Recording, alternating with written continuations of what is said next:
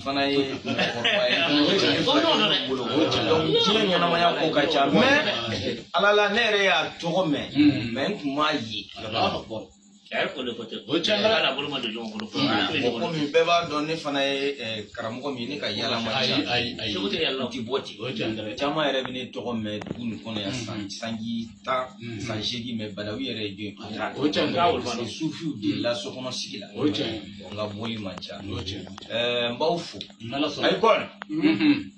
ni ala sɔnna ma n bɛ 1000 d'i ma i bɛ taa ba san i b'a di ka ko foyi tɛ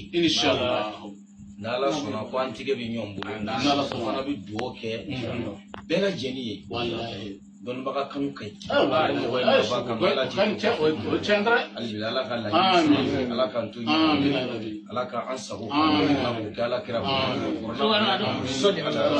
ka diyara ye ala sɔnna ma Shehu ko sogo de ka di Shehu ye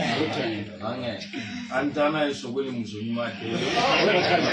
a y'a tulo da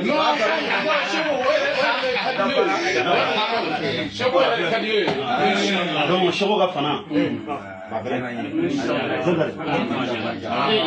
وقنا عذاب النار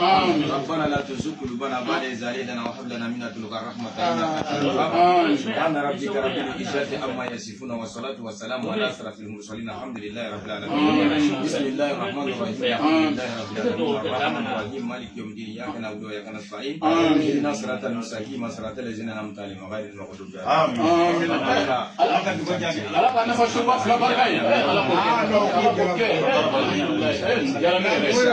آمين